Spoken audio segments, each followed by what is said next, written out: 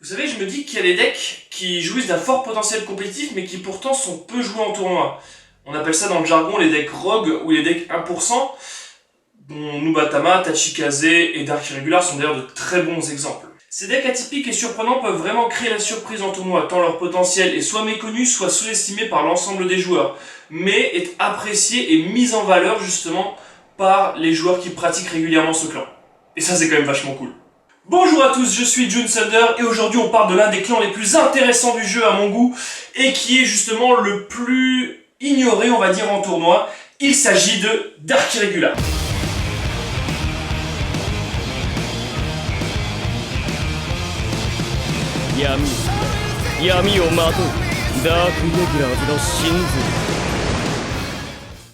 Bon, je vous ai un peu menti sur la marchandise puisqu'on ne va pas concrètement apprendre à battre Dark Irregular puisque honnêtement vous en croiserez très peu en tournoi, mais je fais cette vidéo en réponse à une vidéo de l'un de mes amis, donc Asdin, qui possède la chaîne AsBaby, qui produit l'émission Metagame.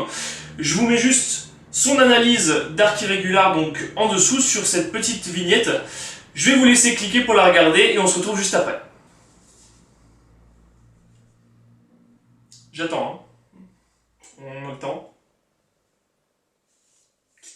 C'est vachement bien. Coccinelle. Mais avant de pouvoir parler concrètement de Dark Irregular, de pouvoir analyser ce deck, il faut vraiment se mettre en condition, puisque Dark Irregular n'est pas seulement un deck, c'est une façon de penser.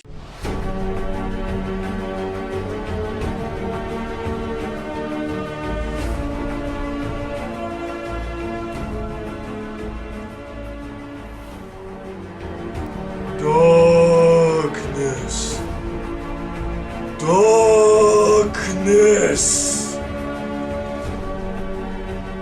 La flamme des ténèbres. Voilà, maintenant que nous sommes tous prêts et que vous vous êtes bien foutus de ma gueule, on peut commencer en faisant un bref historique du clan.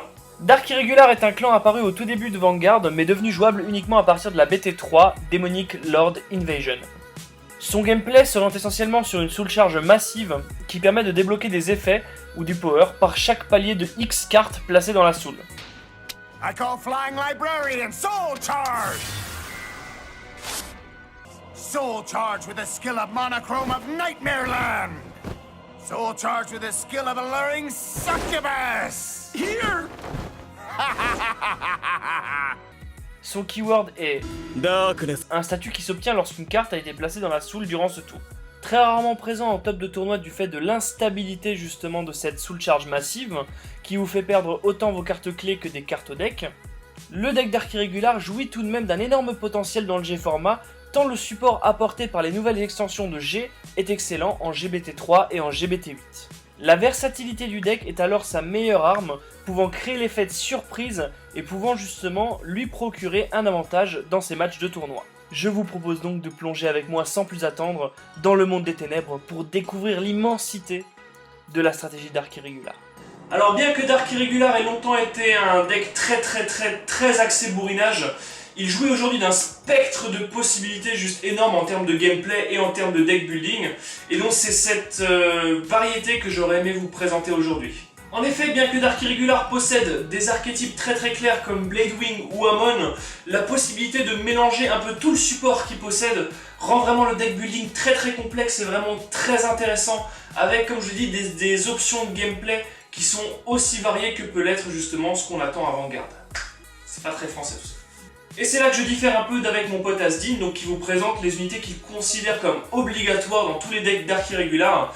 Pour ma part, moi je considère qu'il n'y a pas d'unité obligatoire à mettre dans un Dark Irregular, puisqu'on a autant de stratégies qu'on a de deck building possible. Je prends un exemple, dans cette vidéo, il parle de Dimension Creeper, donc qui est un G1-7, qui lorsqu'il est dans la soul, vous pouvez le retirer pour Soul Charge 2. Donc alors c'est très pratique dans Bladewing, puisque quand vous le retirez de la soul, il va aller en drop zone, et après avec les différentes mécaniques de Bladewing, on va pouvoir le renvoyer au deck, le re-soul charge, le réutiliser, et en fait à chaque fois qu'on va utiliser son effet, on va soul charge 2, et on va du coup donner du power up aux cartes qui prennent du power lorsqu'une unité soul charge. Alors c'est vraiment très pratique quand on a l'occasion de recycler sa drop zone. Par contre dans d'autres decks comme Charot, Amon, etc. Je le trouve assez inefficace en fin de compte. En effet, le Creeper va juste faire un +1 en soul, ce qu'on peut faire avec d'autres cartes justement, et si on utilise cette carte, si on l'a dans la main, en fait c'est une carte assez morte, puisque on peut la coller sur le terrain, mais elle n'aura aucun effet. Si on l'a en main, encore une fois, on ne peut rien faire avec. Et si on les prend en dégâts aussi, c'est des cartes un peu mortes. Donc je préfère, dans d'autres builds, ne pas jouer Creeper et jouer d'autres rearguards qui seront plus efficaces lorsqu'on va les piocher, etc., etc. Je cite également l'exemple du nouveau Charrot Vampire, donc un G4 qui dit que lorsqu'il attaque, c'est bien, vous pouvez mettre toutes les cartes de votre terrain en soul et raser le board adverse. Donc alors Asdin dit que c'est une carte qui est qui est excellente, qui est jouable en x2 dans tous les decks, etc. Je suis pas très d'accord, excusez-moi mon pote, mais je suis pas très d'accord. À vrai dire, moi je la trouve assez situationnelle, voire assez mauvaise en fait cette carte. Pourquoi? Parce que si vous avez un deck Dark Irregular, en fait c'est très bien dans le deck Dark Irregular Bladewing défensif, puisque vous avez peu de rearguard, mais vous avez des options Dark Irregular qui vous permettent de jouer sur la pression de vos colonnes, avec les Dorines, etc., qui vont gagner du power à chaque fois que l'unité va être mise en soul. Et justement, perdre ces moteurs de puissance là, et ne pas pouvoir mettre, parce que c'est quand il attaque, donc on va mettre toutes les cartes en soul, et après en fait si on a des triggers, on pourra les mettre justement nulle part. Donc ça c'est un peu dommage. Voilà, j'ai oublié de préciser également que Charrot G4 possède un effet Glory, donc c'est-à-dire que un effet semi-Glory, lorsqu'il attaque, si vous avez fait justement ce coup de mettre toutes vos cartes en soul, et bien justement l'adversaire ne pourra pas utiliser de cartes avec la capacité sentinelle, les Perfect Guard en soul. Mais tout ça pour dire quoi, June? Bah tout ça pour dire qu'il n'existe pas une stratégie, mais une pluralité de stratégies Dark Irregular. Il existe autant de stratégies que de deck build possibles, et croyez-moi, il y en a vraiment beaucoup. Je vais essayer de vous présenter dans cette vidéo plusieurs stratégies qui sont toutes au moins fun, mais pour la plupart vraiment très compétitives. Et dans cette vidéo, on va en voir 4. Le premier deck que nous allons voir ensemble, et le deck le plus connu, c'est le deck défensif par excellence, le deck Sullivan, qu'on appelle Sullivan Turbo, entre nous. Donc alors voilà, en fait Sullivan Turbo c'est un deck qui repose sur un gras 3, donc Bladewing Sullivan. Et en fait son effet est très simple, lorsque vous avez plus que 15 cartes en soul, la valeur de tous vos shields que vous utilisez pour vous défendre est augmentée de 10 000 en fait. C'est-à-dire qu'un shield à 10 devient un shield à 20 000, un G gardien devient un shield à 30, si vous avez réussi à réunir les conditions. Et un shield à 5 devient un shield à 15, donc vous utilisez beaucoup moins de cartes de votre main pour vous défendre. Et c'est un deck qui est vraiment très endurant, puisqu'il combote très bien avec le Stride de Tybalt, dont je vais vous parler plus tard. Mais Sullivan a un autre effet qui dit que lorsque vous avez plus que 15 cartes en soul, qui est la condition sine qua non pour gagner cette augmentation de défense, à chaque fois qu'il va être attaqué, peu importe par quoi, peu importe à quelle puissance, même une attaque à blanc, à la fin de la battle, vous devez Soul Blast 2. Vous l'aurez compris, vous allez peu à peu perdre votre soul et peu à peu perdre l'effet de défense de Sullivan. Donc c'est un deck certes très endurant, mais qui gère très mal le multi-attaque. C'est sans compter l'excellent Stride qui va accompagner le pack. Il s'agit de Bladewing Tybalt, donc que vous devez pouvoir voir à côté de moi.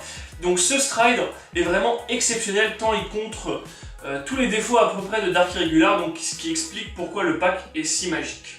Donc Bladewing Tybalt, il a un effet qui dit que lorsqu'il est Stride sur un Bladewing, vous pouvez renvoyer toute votre drop zone au deck et sous charge 5 cartes du dessus du deck. Si vous avez moins de 15 cartes en soul, si vous avez plus que 15 cartes en soul, vous ne sous-chargez pas, mais tout votre front row gagne plus 10 000 en continu.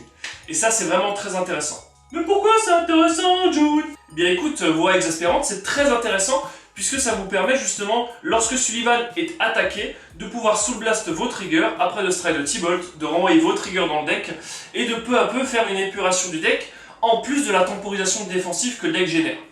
Donc voilà, donc vous allez peu à peu en fait vous retrouver avec un deck avec que des triggers et vous allez utiliser peu de cartes pour vous défendre, donc c'est un deck très défensif mais en même temps un deck épurateur justement au niveau du main deck quoi.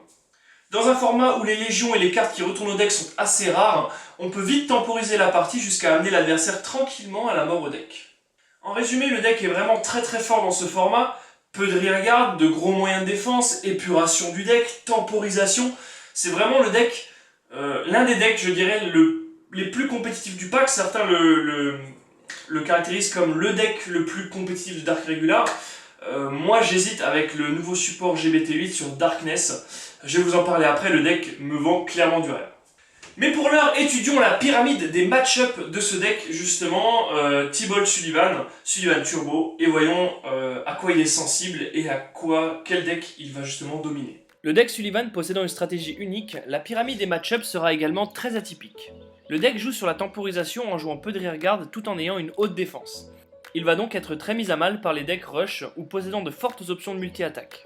Ainsi, dans les match-ups négatifs du deck, on retrouve tous les packs qui vont faire fondre la soul de Sullivan le plus rapidement possible et par une multi-attaque poussée. Le spécialiste en la matière est bien sûr Gear Chronicle, avec la loupe qui permet de faire revenir Melem 3 à 4 fois par tour pour refaire des attaques.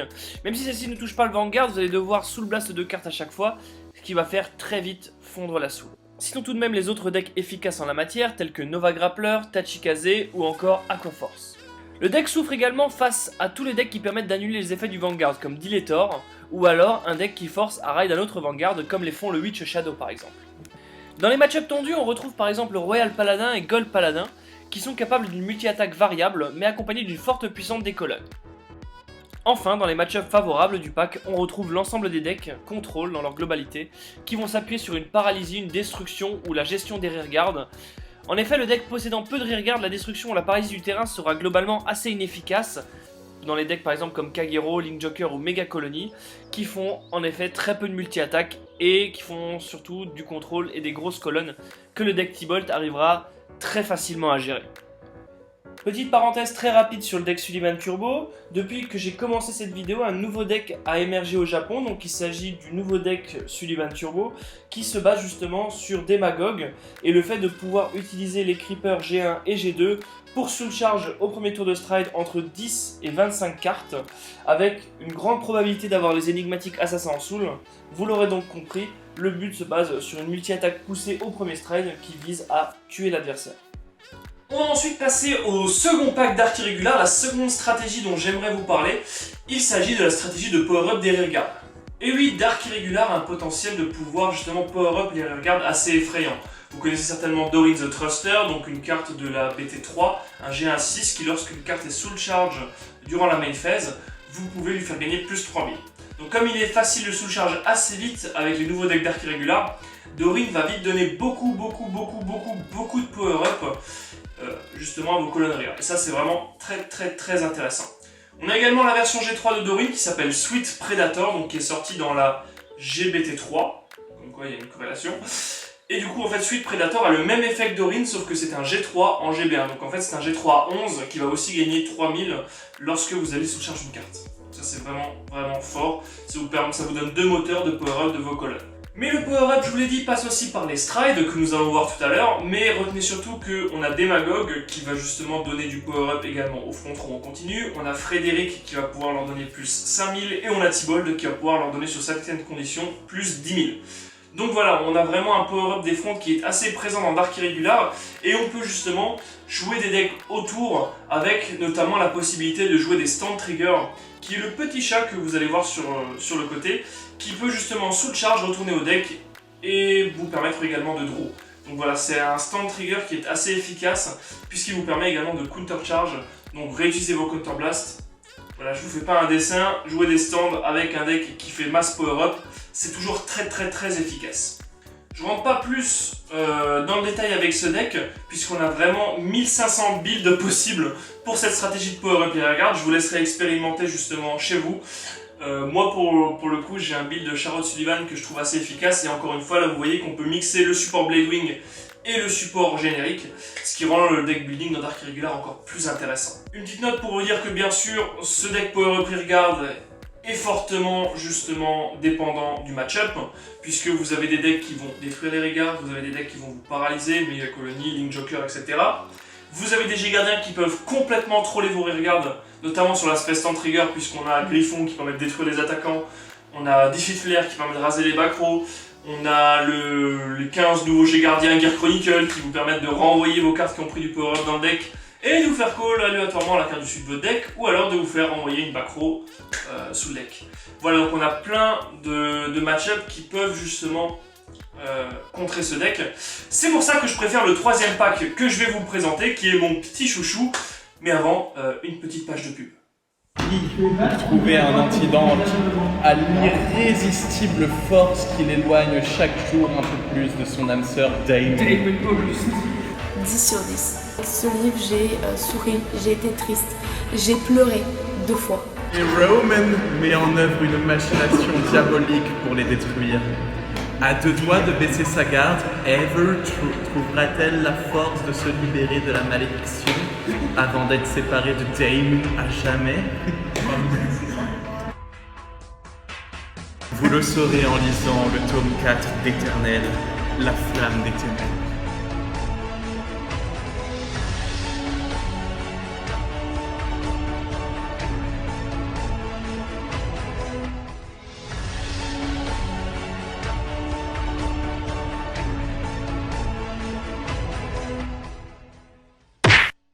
Voici donc pour parler du 3e pack d'Arc Irregular qui est sorti très récemment avec le nouveau support Darkness que je trouve mais vraiment...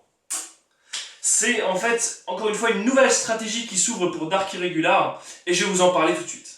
Alors voilà, ce nouveau deck va jouer sur le fameux keyword Darkness. Donc Darkness est une faculté qui s'active lorsque vous soulchargez, enfin lorsque vous avez soulchargé une carte durant ce tour. Donc c'est vraiment très simple à réaliser dans Dark Irregular. Et elle va surtout se jouer avec le nouveau G3, Glennzen Vampire. Donc je ne vais pas vous expliquer comment fonctionne Glennzen Vampire, puisque je préfère vous montrer justement cette petite vidéo qui va vous présenter le deck en fonctionnement et vous comprendrez très vite la stratégie justement qui sera adoptée par celui-ci. Nous revoici comme promis pour parler justement du deck Dark Irregular Darkness et que je puisse vous présenter un peu la stratégie qu'il met en œuvre.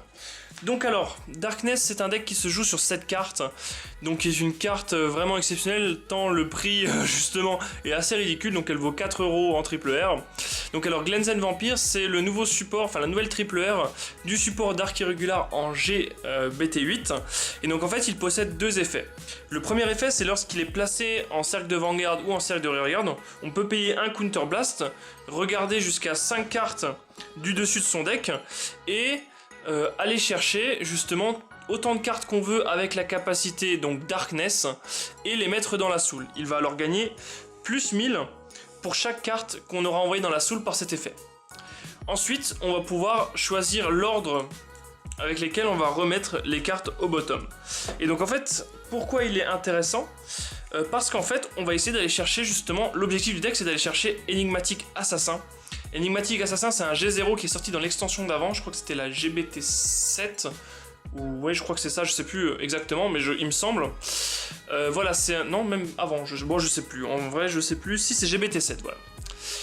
Donc alors Enigmatic Assassin, son effet c'est que lorsqu'il est dans la soul, si vous êtes en Darkness, au début de l'attaque step, donc quand une de vos cartes va attaquer, si vous avez plus que 10 de soul, vous pouvez le sortir de la soul pour le mettre en rearguard, donc soit attaquer, soit booster avec, et il gagnera plus 5000. Si vous faites cet effet quand vous avez 15 de soul, il va encore gagner 10 000, donc ça veut dire qu'il va sortir de la soul à potentiellement 10 ou à potentiellement 20. Et je vais vous expliquer pourquoi c'est très fort, puisqu'en fait l'objectif du deck Darkness, ça va être justement de le mettre en soul et de soul charge le plus vite possible pour pouvoir faire du multi-attaque et du rush. Et donc pour ça, on a différentes cartes, on a Glennzen, mais on a aussi Exécutionnaire. Donc Exécutionnaire, on va regarder 7 cartes du dessus du deck, on va en choisir une avec Darkness et on va la mettre en soul.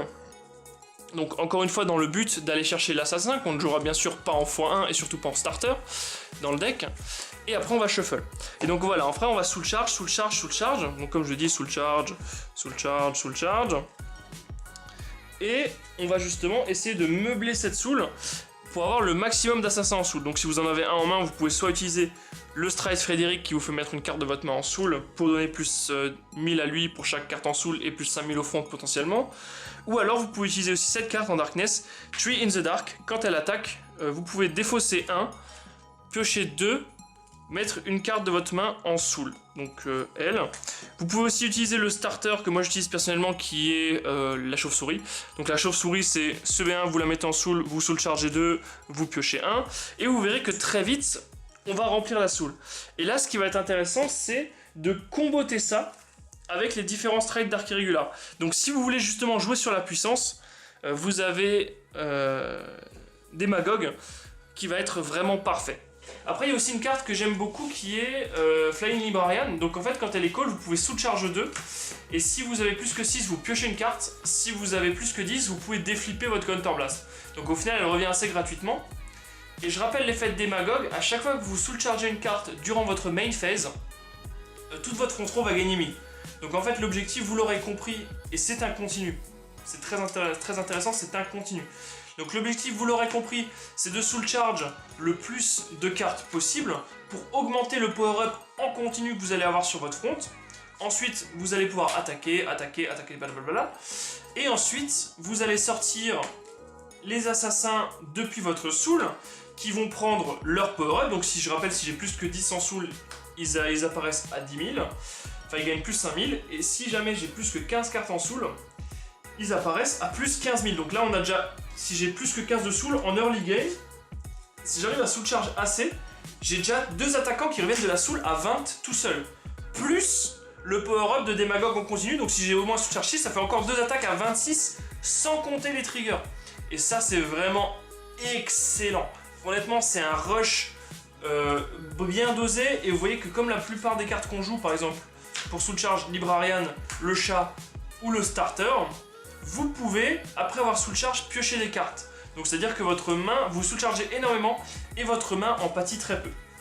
Et alors pourquoi je vous ai dit que justement Glenzend était excellent au-delà de son skill justement d'aller tuto les énigmatiques assassins, c'est parce qu'il a un GB1, en fait on va dire que j'attaque avec mes trucs durant mon tour, il a un GB1 en Darkness, donc si vous avez soul charge à la fin du tour, et là accrochez-vous bien parce que je trouve ça vraiment excellent, vous choisissez une carte sur votre terrain ou dans votre main, vous la mettez en soul, donc en fait il remet les énigmatiques assassins en soul pour pouvoir refaire un rush le tour d'après, vous piochez une carte, vous unflippez un, et si vous avez plus que 15 dans la soul, vous pouvez détruire un rive adverse.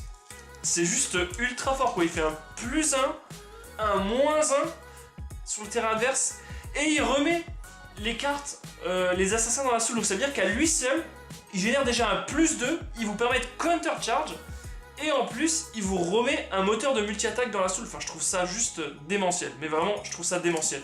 Et encore une fois, on peut alterner cette stratégie justement avec les différents moteurs qu'on a dans le deck. Donc, on a aussi Frédéric, qui vous permet de donner plus 5000 au front si vous avez plus que 10 de soul, mais ça, c'est pas en continu malheureusement, ou heureusement d'ailleurs. Vous avez, quand vous avez par exemple là comme j'ai que 2 regards et si je suis bloqué, je peux faire Charot et mettre un tour de pression justement en cleanant le board adverse et en mettant justement mes assassins en soul pour le tour d'après. Et vous avez surtout the best of the best, Gilles de Rais quoi. C'est-à-dire que l'adversaire va devoir gérer des multi-attaques de rire à power creep de malade. Et en plus, il va devoir gérer justement Gilles de Rais qui apparaît sur le terrain et qui peut taper à 36 crit 2. Et si vous avez envie, vous pouvez même sortir un assassin pour le booster à 20 000. Donc ça fait 56 crit 2 juste avec votre soul, sans utiliser de carte de votre main ni rien, sans faire de combo de ring pour power up Gilles, etc. Donc c'est vraiment très très très fort et c'est un deck qui peut vraiment surprendre en tournoi. Enfin moi je trouve ça vraiment très très fort. Et cette carte vraiment prend une toute nouvelle dimension avec le support Darkness qui peut la tutoriser. Donc vous l'avez vu en fait, le deck Darkness c'est un deck rush, c'est un deck attaque surprise depuis la soul, c'est un deck multi-attaque qu'on n'avait pas vraiment avant dans Dark Irregular. Et justement avec ce fameux assassin qui va rester dans la soul et qui va pouvoir sortir un peu tous les tours avec des puissances assez folles et qui va vous permettre justement de mettre des grosses stats à l'adversaire en plus de forcer celui-ci à gérer un Gilles de Rais, méga power, crit 2 au centre. C'est vraiment très très fort. Et en plus, comme vous avez des cartes très efficaces dans Dark Irregular, vous pouvez rusher et vous pouvez tutoriser cet assassin sans perdre de cartes de votre main. Ça c'est vraiment très très fort, donc en fait vous pouvez justement avoir des mains assez folles et justement mettre un rush assez puissant. Donc pour moi, Darkness est un deck qui a un fort potentiel compétitif, vraiment, je vous jure vraiment. Donc analysons maintenant la pyramide des match-ups de ce deck Darkness. Contrairement au deck Sullivan, le deck Glenzend peut quant à lui optimiser au maximum les options qu'il possède dans la G-Zone. Ainsi, le pack possède très peu de match-ups négatifs capables de le bloquer. Seul un Link Joker Messiah avec Freeze Ray peut entraver son rush sur le premier strike. Néanmoins, la capacité pour le deck de mettre une forte pression Vanguard via Gilderay ou à raser le board avec Shaharot compense cette faiblesse. Optyrandus dans Mega Colony peut aussi ralentir la progression du deck en empêchant Assassin de sortir de la soul par exemple. Dans les match-ups tondus, on retrouve l'ensemble des decks capables de proposer une multi-attaque équivalente ou un rush early game plus puissant, par exemple Gold Paladin, Tachikaze, Ancien Dragon par exemple. Dans les match-ups positifs, on distingue encore une fois l'ensemble des decks contrôle tels que Kagero ou Narukami.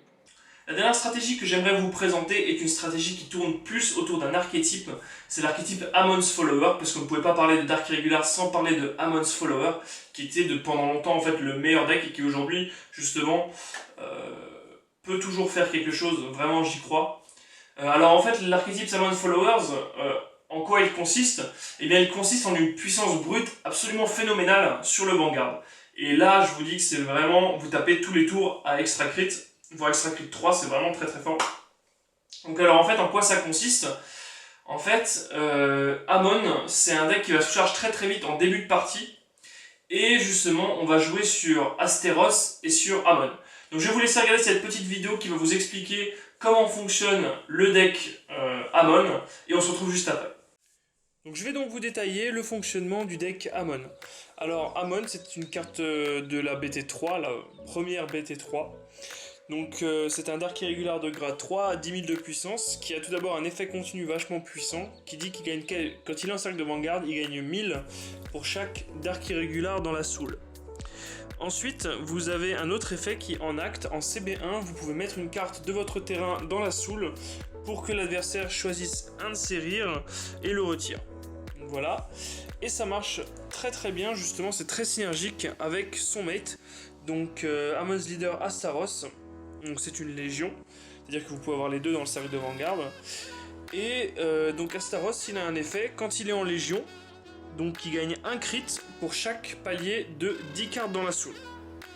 Donc ça c'est vachement sympa, en continu en plus. Et enfin, autre effet, donc quand une carte de votre adversaire est mise en drop zone, donc par un effet d'une de vos cartes, vous pouvez, si vous avez une autre unité avec Amon dans la même colonne que lui-même, vous pouvez sous charge 3. Et bien sûr, cette capacité ne peut pas être utilisée plus d'une fois par tour. Donc c'est à dire que vous allez déclencher le skill d'Amon, payer 1, mettre 1 chez vous en soul charge 3 par son effet, et retirer 1 chez l'adversaire.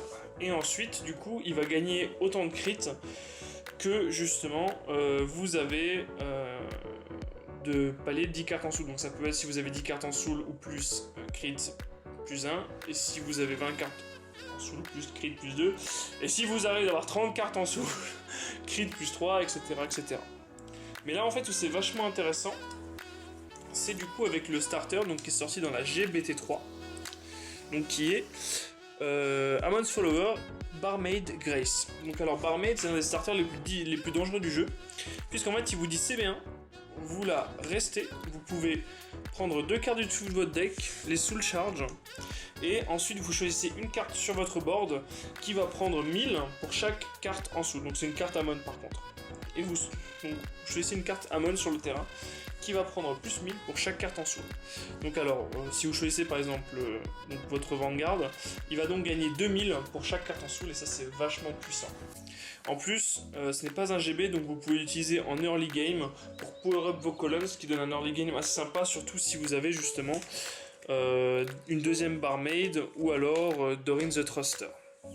Donc voilà, tout le combo du deck est là, c'est-à-dire power up le Vanguard avec Barmaid pour lui donner des puissances folles, soul charge assez rapidement en early game, et éventuellement utiliser les moteurs de soul charge pour power up les Dorin qui seront en rearguard. Et donc là vous avez un gameplay qui est très simple, mais qui est très centré justement sur le Vanguard, puisque Amon lui va pouvoir mettre la pression avec une haute puissance extra crit, et vous pouvez éventuellement passer sur Gilderay pour justement utiliser Barmaid qui va augmenter la puissance de Gilderay pour justement exploiter encore mieux son effet Glory. Donc voilà, vous avez toujours une colonne Vanguard qui est très dangereuse, que ce soit avec un Glory extra crit à une folle puissance, ou alors un Amon Extra Crit, voire Extra Crit 2 à une haute puissance. Donc vous voyez que c'est un gameplay vraiment brutal, basé surtout sur la puissance de la colonne Vanguard. Et voilà, comme je l'ai dit, en fait, Amon c'est un deck qui a une forte offensive sur le Vanguard, qui permet justement de faire chier l'adversaire quasiment à tous les tours, que ce soit avec la puissance Rearguard, mais surtout avec la puissance Vanguard, puisqu'il va débloquer encore une fois des effets par palier de 5 cartes qui sont dans la soul, et il va pouvoir utiliser Gilles de Rais à son plein potentiel maximum grâce à Mermaid. Donc c'est vraiment un deck qui est très efficace. Moi je vous conseille peut-être de refaire des builds sur Amon aujourd'hui, ils peuvent vraiment surprendre encore une fois les adversaires. Et voilà, cette vidéo sur Dark Irregular va bientôt toucher à sa fin, mais avant de se quitter, j'aimerais qu'on voit ensemble ce que moi, avis subjectif, considère comme étant les meilleures cartes de Dark Irregular. Donc alors déjà, Dark Irregular, c'est une toolbox dans la G-Zone absolument incroyable. Donc vous avez des strides qui permettent d'adopter à peu près toutes les stratégies possibles. Donc vous avez Kiskill, Lyra qui vous permet justement de soul charge piocher. Vous avez le nouveau stride en air qui vous permet justement en Darkness, enfin qui marche avec les Darkness, etc. qui vous permet de détruire des cartes. Vous avez Gilles de Rais qui vous permet d'avoir un Glory Extra Crit sur le board. Vous avez des Magog qui vous permet de power up les fronts. Vous avez Frédéric qui vous permet de power up les fronts, power up lui-même et en plus mettre des assassins dans votre soul. Donc c'est vraiment très fort. Vous avez le stride qui marche avec Amon. Enfin bref, vous avez vraiment une stratégie draw, control, glory. Voilà, toolbox de stride qui est vraiment incroyable. J'ai oublié de mentionner T-Bolt, mais on l'a déjà assez mentionné peu avant dans la vidéo. Donc qui vous permet de remettre votre drop sur le deck. Donc voilà, vraiment la toolbox Dark Irregular, elle se situe dans la G-Zone. Et c'est vraiment quelque chose d'incroyable. Je trouve qu'on a un potentiel de stratégie comme ceci dans la G-Zone. C'est vraiment un des seuls clans qui peut proposer ça et qui rend du coup le deck building assez complexe. Et encore, je vous ai pas parlé justement de toutes les stratégies Dark Irregular qu'on peut mener. Je vous ai parlé que de 4 potentielles stratégies. Et je vous ai pas parlé du deck Reggie Puzzle. Un petit mot quand même sur le deck Reggie OTK qui est un des decks les plus fun à jouer je trouve. Le but est d'arriver au 15 de soul au Rage 3 afin de profiter du Critical 3 de Reggie. De plus, si réincarnation Reggie est dans la soul, et si l'attaque ne hit pas, vous pouvez le Superior Ride à crit 3 encore une fois. Vous l'aurez compris, le but est donc de faire au Rage 3 une attaque à 30 qu'à crit 3, puis une attaque à 26 crit 3. Oui, puisque 30 crit 3, puisque Enigmatic Assassin ne possède pas le Generation Break, c'est-à-dire que si vous arrivez à 15 voire 16 de soul, vous pouvez la sortir sans aucun problème et ça fait un boost à 20 pour Reggie. Donc encore un petit mot pour dire que on peut posséder également une multi-attaque via Enigmatic Assassin et que si jamais vous réunissez le combo self-stand plus multi-attaque avec Assassin, vous pouvez regarder votre adversaire et dire Exodia le maudit. On a encore d'autres decks, par exemple Break Ride Légion, la Légion sans le Break Ride de Reggie. On a vraiment un éventail de possibilités qui est vraiment exceptionnel en Dark Irregular. Donc c'est pour ça que je vous conseille de tester un peu des builds. Voilà, on avait de temps en temps un build de Sullivan Delrose qui jouait justement sur l'Extra Critter League également. On a vraiment aucune carte morte ou très peu de cartes mortes dans ce clan.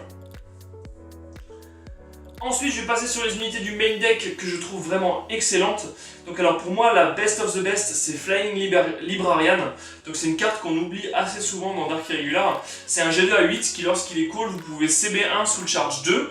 Et si vous avez plus que 6 cartes en soul, vous piochez 1, c'est-à-dire qu'en fait vous ne perdez pas de CA quand vous l'invoquez. Vous gardez une carte en main, donc ce qui accélère le deck et en plus vous donne de la main. Je trouve ça assez ouf. Et si vous avez plus que 10 cartes en soul, vous counter-chargez, donc vous remboursez le cost de la carte que vous venez d'invoquer. Je trouve ça vraiment super sympa. On a aussi également le nouveau stand trigger dont Asdin n'a pas parlé et que je trouve vraiment fort. En fait, c'est un stand qui vous pouvez retourner au deck, vous soul-chargez 1, counter-chargez 1 et draw 1. En résumé, en fait, il y a aussi des paliers de soul dans l'histoire, mais comme vous soul-chargez assez vite dans le deck, en général, c'est ça. Vous renvoyez dans le deck, vous soul-chargez 1, draw 1, counter-chargez 1. Fort. Voilà, je dis pas que ces cartes sont obligatoires dans tous les decks Dark Irregular, attention, je dis juste que c'est des unités que je trouve, pour ma part, assez fortes. Que vous pouvez jouer dans n'importe quel deck aussi, et qui est vraiment forte, c'est justement l'assassin, qui vous permet de sortir de la soul avec un power-up conséquent en fonction du nombre de paliers de soul que vous avez atteint. Lui, il est vraiment très très fort puisqu'il permet de gérer des attaques surprises et même dans Sullivan, s'il meurt, on peut le renvoyer au deck et potentiellement réussir à le récupérer. Donc voilà, c'est vraiment une carte qui aujourd'hui va être jouée dans, je dirais, 90% des decks Dark Irregular parce que même contre le match-up Link Joker, ça vous permet avec une seule colonne de débloquer une attaque supplémentaire qui pourrait potentiellement vous faire remporter la game. Et ça, c'est pas négligeable. Enfin, la dernière carte qu'ils ont sortie pour Dark Irregular et qui est vraiment très intéressante, c'est le Perfect Darkness. J'ai complètement zappé son nom. En fait, quand il est dans la soul et que vous êtes en Darkness, vous pouvez sacrifier un de vos G1 ou moins sur le terrain et le reprendre directement depuis la soul en main. Et ça, je trouve ça vraiment ultra fort. Notamment dans certains match-ups, par exemple comme Mega Colony qui vous empêche de call des rires. Bah, rien ne vous empêche de faire Charol G4, de raser le board et en plus de reprendre justement ce fameux perfect en main avant de raser votre board. Je trouve ça vraiment très fort. Voilà, j'espère que vous avez apprécié cette vidéo sur Dark Irregular. Moi j'ai vraiment beaucoup apprécié l'affaire et j'adore vraiment ce clan honnêtement. Donc je vous invite à tester un peu sur Aria, voir ce que le deck vaut. Et je vous dis à la prochaine sur la chaîne. Salut!